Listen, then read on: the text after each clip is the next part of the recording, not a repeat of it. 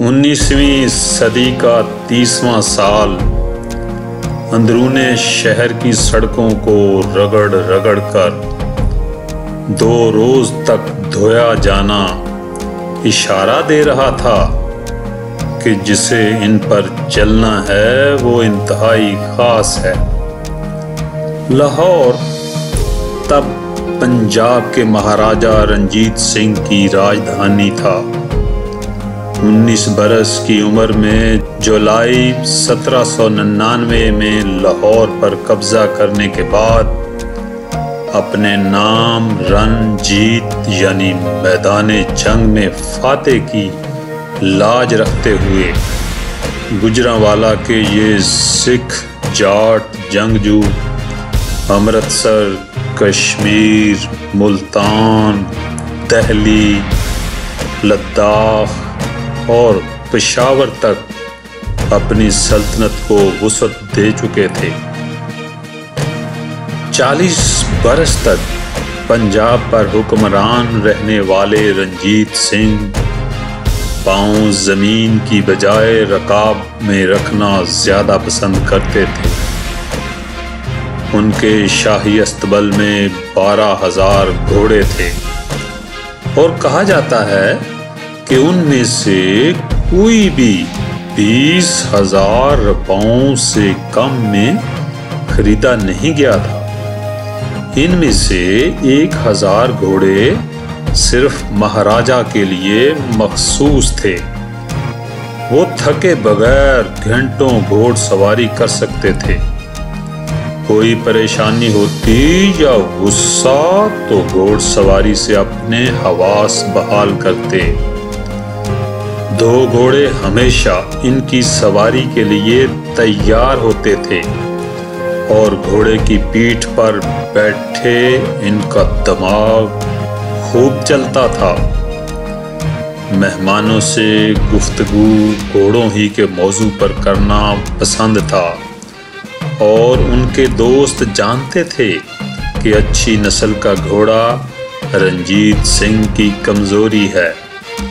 यही वजह है कि अंग्रेज बादशाह जहां उन्हें स्कॉटिश घोड़े तोहफे में देते तो हैदराबाद के निज़ाम ने बड़ी तादाद में अरबी घोड़े भिजवाए। रंजीत सिंह ने अपने घोड़ों को नसीम, रूही और गौहरबार जैसे शायराना नाम दे रखे थे। खूबसूरत घोड़ों के तो वो गोया दीवाने थे और उन्हें हासिल करने के लिए वो किसी भी हद तक जा सकते थे। इसकी मिसाल जंग के एक नवाब से घोड़ों के मुतालबे और इनकार पर होने वाली पेशकदमी की है। महाराजा को कहीं से इल्म हुआ कि जंग के नवाब के पास बहुत अच्छे घोड़े हैं। पैगाम भिजवाया कि इनमें से चंद तोहफा किए जाएं। नवाब ने इस दरख्वास्त का मजाक उड़ाते हुए इनकार कर दिया तो रंजीत सिंह ने हमला करके नवाब के इलाके पर कब्जा कर लिया। नवाब इस वक्त तो इन घोड़ों को लेकर फरार हो गया, मगर चंद रोज बाद वापस आया और उन्हें महाराजा की खिदमत में पेश कर दिया। ऐसा ही कुछ शीरी नामी घोड़े के लिए हुआ। जब शहजादा खड़क सिंह की कमान में फौज कशी हुई और उसके मालिक शेर खान ने 10,000 रुपए सालाना की जागीर के बदले ये घोड़ा रंजीत सिंह को देना मंजूर किया। सुबक रफ्तार सफेद परी नामी घोड़ी मंकेरा के नवाब के पास थी। रंजीत सिंह का दिल इस पर आया तो अपने जर्नैल मिसर चंद दीवान को लिखा कि वो नवाब से घोड़ा तलब करें और अगर इनकार करें तो इनकी जायदाद छीन ली जाए। लाहौर के जिन रास्तों की सफाई का जिक्र मैंने अभी ऊपर किया है वो भी एक घोड़ी के लिए रास्ता हो रहे थे कि कहीं ऐसा न हो कि आसिफ लैला कहलाई जाने वाली महाराजा की इस पसंदीदा जानवर के नथनों में खाक का कोई जर्रा चला जाए। लैला थी भी तो खूबसूरती में बेमिसाल, मगर महाराजा का इसे पाने का जज्बा भी इतना ही शदीद था। इस घोड़ी के हुस्न का चर्चा फारस और अफगानिस्तान तक था। इसके मालिक पेशावर के हाकम यार मोहम्मद रंजीत सिंह के बाजगुजार थे। वो इस घोड़ी के लिए शाह ईरान फतेह अली खान काचारी की 50,000 रुपये नकद और 50,000 रुपये सालाना जागीर और सुल्तान रूम की पेशकश ठुकरा चुके थे। जब पेशावर रंजीत सिंह के ज़ेरे नगी हुआ तो उन्हें लैला का इल्म नहीं था, मगर जब सन 1823 में उन्हें इसकी खबर मिली तो पुनिहा लाल के मुताबिक वो मजनून हो गए। रंजीत सिंह ने घोड़ी का अता पता लगाने के लिए पूरी जमात तश्कील दे दी। कुछ ने कहा घोड़ी पेशावर में है, जबकि दूसरों के मुताबिक महाराजा की दिलचस्पी की खबर मिलते ही इसे काबुल मुंतकिल कर दिया गया था। इस अतला पर महाराजा ने अपने खसूसी एलची फकीर अजीजुद्दीन को पेशावर भेजा। वो वापसी पर तहाइफ में कुछ अच्छे घोड़े साथ लाए, लेकिन लैला इनमें शामिल नहीं थी, क्योंकि यार मोहम्मद ने रंजीत सिंह के एलची को बताया था कि इनके पास वो घोड़ी नहीं है। रंजीत सिंह को यकीन था कि यार मोहम्मद झूठ बोल रहे हैं। यार मोहम्मद का 12 साला बेटा महाराजा के दरबार में था। एक बार इसने महाराजा के किसी घोड़े का तकाबुल लैला से किया।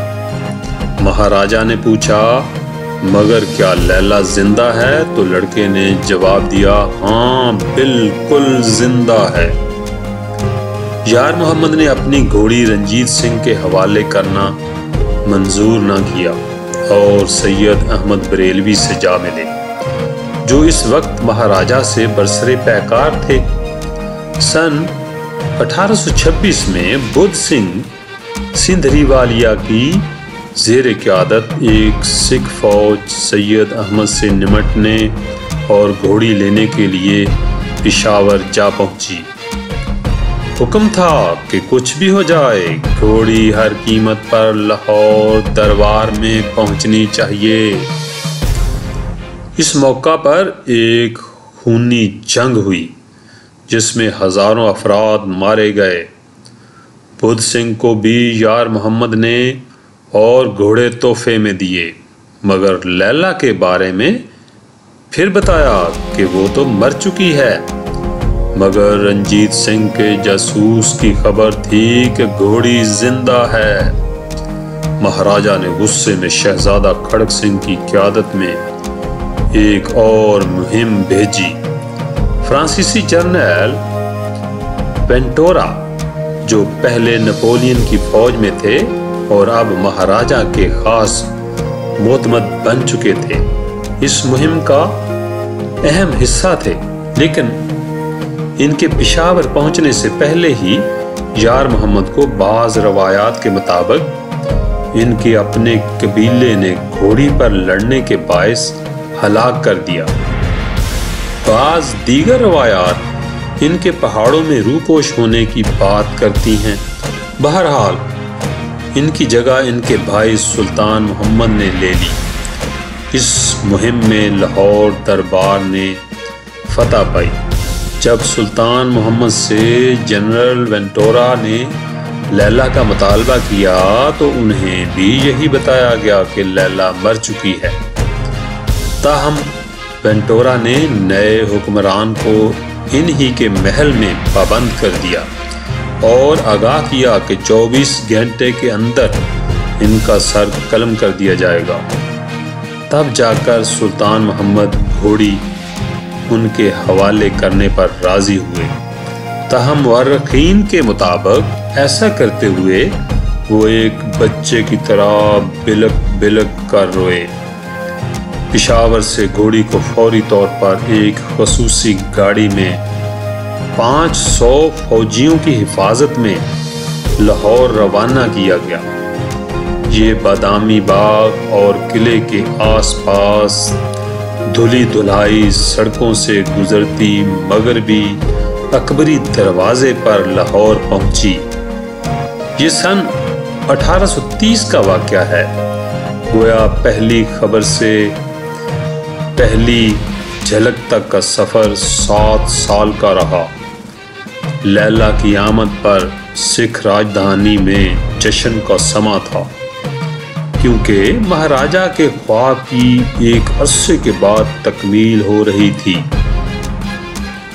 बकौल सर लैपल हेनरी ग्रिफिन के रंजीत सिंह ने जर्मन सयाह बैरन चार्ल्स ह्यूगल को खुद बताया कि 60 लाख रुपए और 12,000 फौजी इस घोड़ी को पाने में काम आए।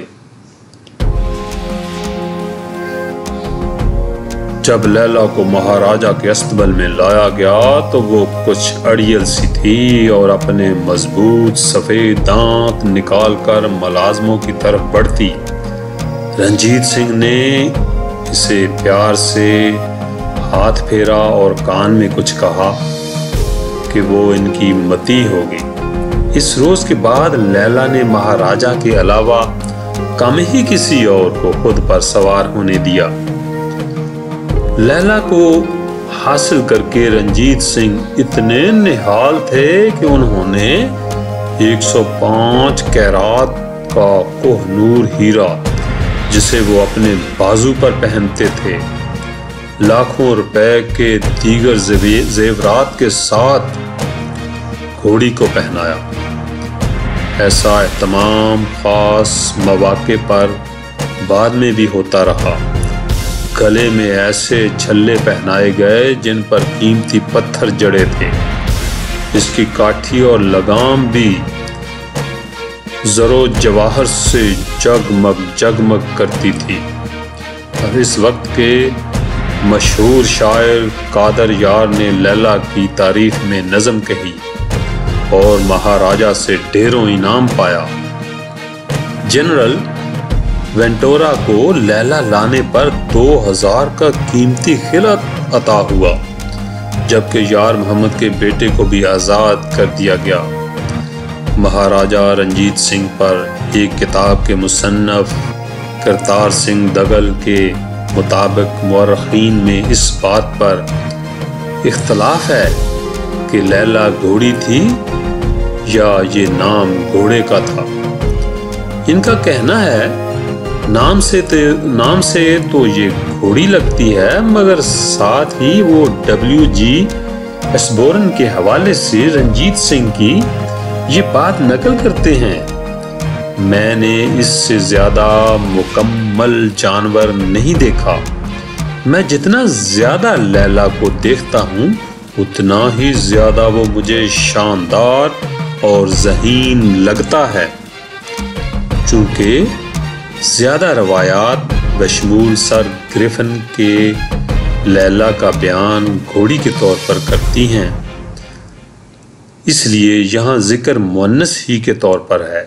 सर ग्रिफिन का कहना है कि सिख रिकॉर्ड्स के मुताबिक लैला घोड़ी थी और नाम से भी ऐसा ही तासुर मिलता है। वो लैला के हवाले से लिखते हैं कि इस घोड़े के बाद कि जो ट्राय के सुकूत का सबब बना, कोई और घोड़ा इतनी मुसीबत और इतने बहादुरों की मौत का बायस नहीं बना।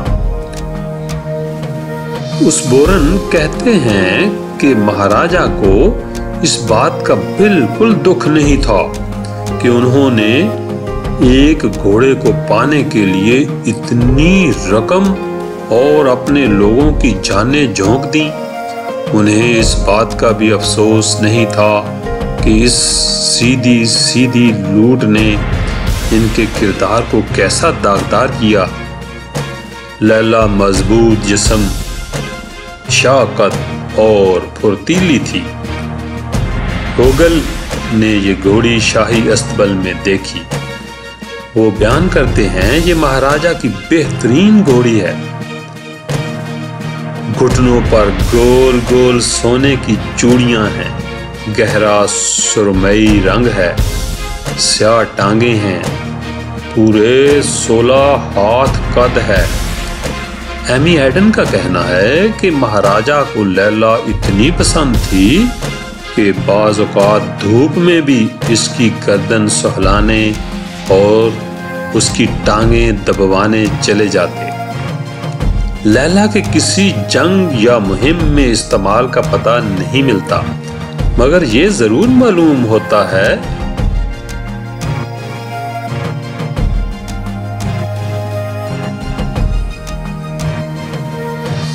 महाराजा ने ये घोड़ी और अपनी घोड़सवारी के कमालात सन 1831 में रूपर्ड में गवर्नर जनरल लॉर्ड विलियम को दिखाए।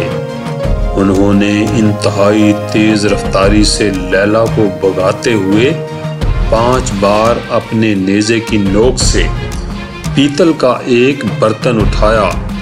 तमाशाइयों ने बेपनाह दाद दी तो महाराजा ने बढ़कर लैला का मुंह चूम लिया। लैला के लिए रंजीत सिंह की पसंदीदगी का ये आलम था कि मुसन्नफ करतार सिंह दिगल के मुताबिक उन्होंने अपने बेटे शेर सिंह को लैला पर इजाज़त सवारी करने की पादाश में करीब करीब आग ही कर दिया था। रंजीत सिंह ने अपने मशीर खास फकीर अजीजुद्दीन से कहा कि वो शेर सिंह को जायदाद से आग करने जा रहे हैं। फकीर ने जवाब में पंजाबी में कहा, जी यही सजा बनती है, बिल्कुल यही सजा बनती है। शेर सिंह ने क्या समझा है कि लैला इसके बाप का माल है। महाराजा ये जवाब सुनकर हंस पड़े और शेर सिंह को मुआफ कर दिया। सर विलियम ली वार्नर एक वाकया बयान करते हैं कि कैसे एक मुलाकात में महाराजा ने गवर्नर जनरल को दीगर घोड़ों के अलावा लैला भी दिखाई। महाराजा ने लैला को थोड़ा चलाने फिराने के बाद तरंग में आकर मेहमान को तोहफे के तौर पर देने की पेशकश की। गवर्नर जनरल को लैला से महाराजा के इश्क का इल्म था, इसलिए उन्होंने पहले तो ये तोहफा कबूल किया और फिर एक और लगाम मंगवाकर घोड़ी पर डालकर रंजीत सिंह से दरख्वास्त की कि वो उसे उनकी दोस्ती और एहतराम के सबूत के तौर पर वापस कबूल कर लें। विलियम ली वार्नर के मुताबिक फिर लैला शाही अस्तबल की तरफ वापस जा रही थी और महाराजा की खुशी छुपाए नहीं छुप रही थी। रंजीत सिंह पर फालिज का हमला हुआ तो कहा जाता है कि जब उन्हें लैला पर बैठाया जाता तो तबीयत हशाश बशाश हो जाती और यूं लगता जैसे वो बीमार है ही नहीं, अपनी जीवन में लौट आए। लैला ही आखिरी घोड़ी थी जिस पर महाराजा सवार हुए। विलियम बार ने लैला को इसके आखिरी दिनों में देखा। इनका कहना है, हमारा मकसद ये था कि इस घोड़ी को देखा जाए कि जिसे पाने के लिए महाराजा ने पैसे और जानों की कुर्बानी दी। जब इसे हमारे सामने लाया गया तो हमें मायूसी हुई। अगर वो अच्छी हालत में होती तो खूबसूरत लगती। बेहतरीन खुराक मगर कम वर्जिश के बायस इस पर चर्बी चढ़ चुकी थी। लैला चाहे अपनी जवानी वाली घोड़ी नहीं रही थी, लेकिन रंजीत सिंह की इससे उनसियत वहीं की वहीं थी। और लैला के मरने पर महाराजा इतना रोए कि चुप करवाना मुश्किल हुआ। लैला को रियासती एजाज के साथ 21 तोपों की सलामी में दफन किया गया। महाराजा के बेटे दलीप सिंह की 2 बेटियों में से एक का नाम बिम्बा था, जो सदरलैंड से ब्याही गई। उम्र के आखिरी हिस्से में बिम्बा बरतानिया से लाहौर मुंतकिल हो गई। वो खुद को महाराजा रंजीत सिंह की अकलौती वारिस समझती थी और विरसे में उन्हें रंजीत सिंह की बुस भरी घोड़ी लैला और इसका हीरों से मुज़य्यन साजो सामान मिला। बिम्बा ने सन 1957 में मौत से पहले अपना बेशतर विरसा हुकूमत पाकिस्तान के सुपुर्द कर दिया ताकि इसकी देखभाल की जा सके। तहम लैला का बुस भरा वजूद और रंजीत सिंह के साथ इस तारीखी घोड़ी की तस्वीर लाहौर के अजायब घर की सिख गैलरी में मौजूद है और देखने वालों को इंसान और जानवर की मोहब्बत की कहानी सुनाते हैं। महाराजा रंजीत सिंह का दौर मजहबी मुसावात का नमूना है। एक बार महाराजा रंजीत सिंह ने अपने वजीर खारजा फ़कीर अजीज़ुद्दीन से कहा, रब चाहता है कि मैं हर मजहब को एक नज़र से देखूं, इसीलिए रब ने मुझे सिर्फ एक आँख ही दी है। फ़कीर अजीज़ुद्दीन और महाराजा रंजीत सिंह की इस बातचीत का जिक्र किरतार सिंह दोगल की किताब Ranjit Singh the last to lay arms में किया गया है। फ़कीर अजीज़ुद्दीन की तरह कई और मुसलमान महाराजा रंजीत के दरबार में आला ओहदों पर फाइज थे, जिन्हें इनके मजहब की वजह से नहीं बल्कि इनकी सलाहियतों की वजह से इन ओहदों पर फाइज किया गया था। महाराजा रंजीत खुद एक पक्के सिख थे और इनका अकीदा गुरु ग्रंथ साहब पर था। किरतार सिंह दोगल के मुताबिक जंग के मैदान में भी गुरु ग्रंथ को एक हाथी पर लाद कर ले जाया जाता था। उसके बावजूद महाराजा रंजीत सिंह का रुझान किसी एक मजहब की तरफ नहीं था।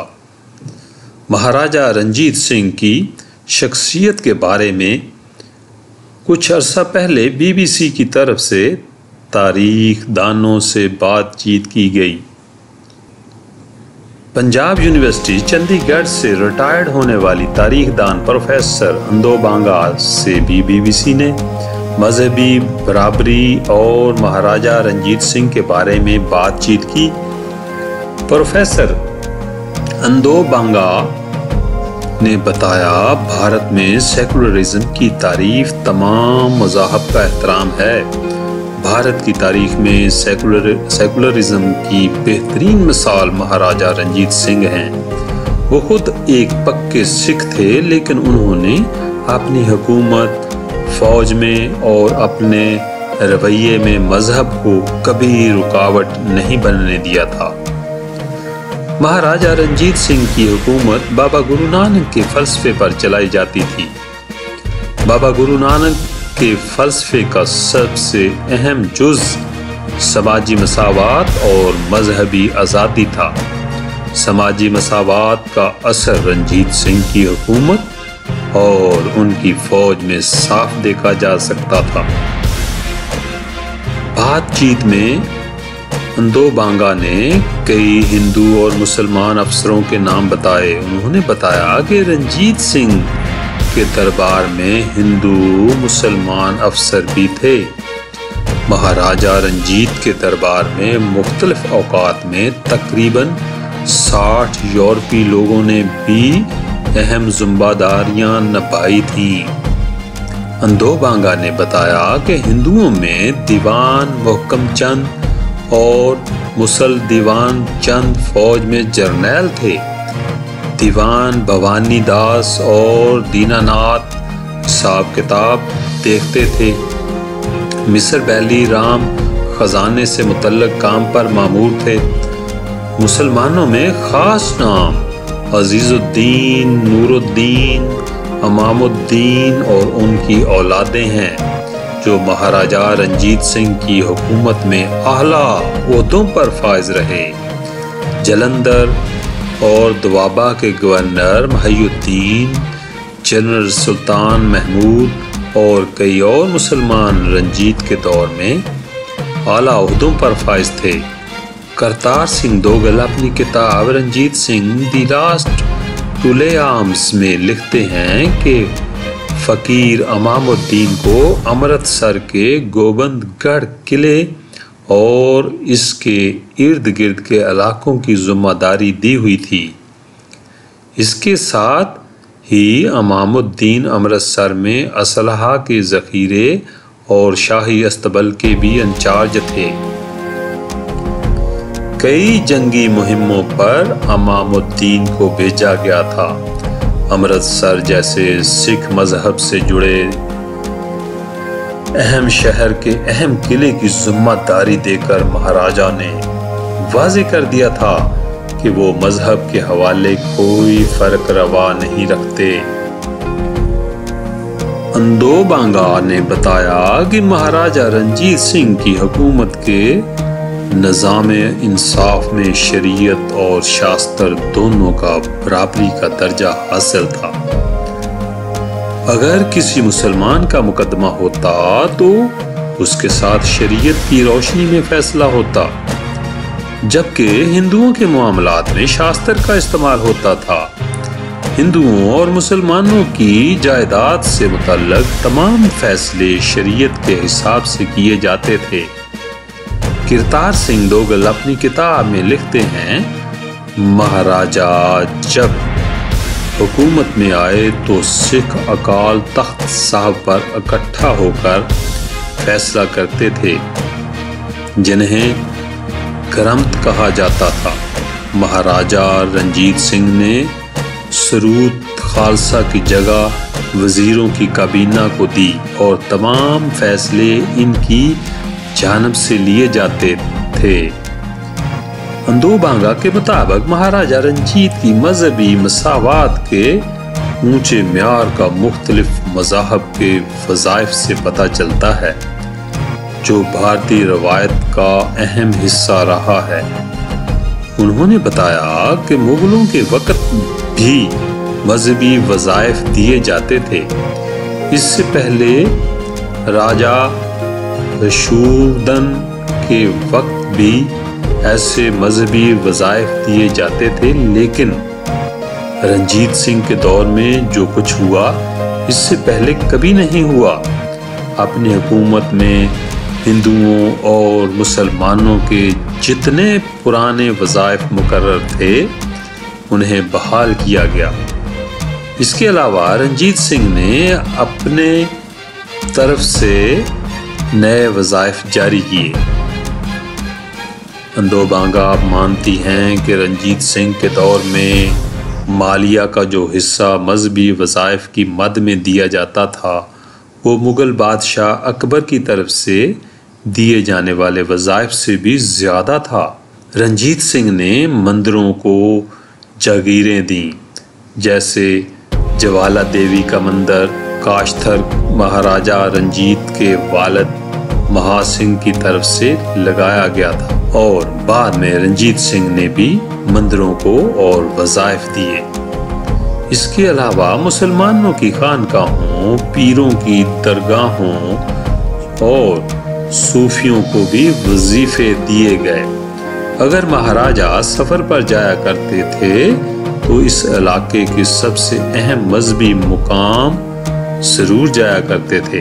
अंदो बांगा के मुताबिक रंजीत सिंह ने जहाँ जहाँ भी जंगी मुहिमें भेजी, जिसको भी हराया, इसको रास्ते में नहीं छोड़ा। रंजीत सिंह की तरफ से हारे हुए बादशाह को हुकूमत का हिस्सा बनने या जागीर की पेशकश की जाती थी। महाराजा रंजीत सिंह ने मुल्तान के सूबेदार मुजफ्फर खान को भी यही पेशकश की थी। ऐसी पेशकश करते वक्त मजहब को कभी मलहूज़े खातर नहीं रखा गया।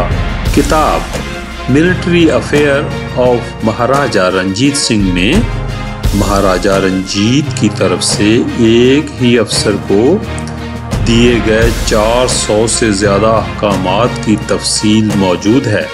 इस किताब को अंदो बांगा और J.S. ग्रेवल ने अदारत की है।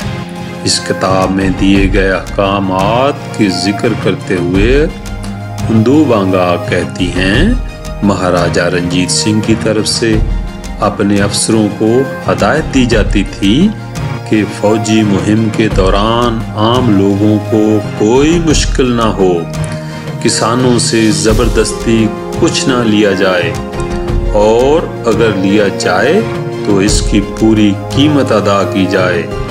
इन अहकामात से पता चलता है कि फौज के लिए सारी अवाम एक बराबर थी। अंदो बांगा के मुताबिक सिख सिर्फ आबादी का 10% थे और ज़्यादा आबादी वाले दूसरे मज़हब को अगर सिख राज कबूल ना होता तो इन पर हुकूमत नहीं हो सकती थी और अगर उन्हें दबाने की कोशिश की जाती तो बगावत के भी इम्कानात पैदा हो सकते थे। इनके मुताबिक इस बात के पुख्ता सबूत मौजूद हैं कि इस वक्त कोई बड़ी बगावत नहीं हुई थी। इसके साथ ही पंजाब से लोगों ने हिजरत नहीं की बल्कि बाहर से आकर लोग पंजाब में बसे थे।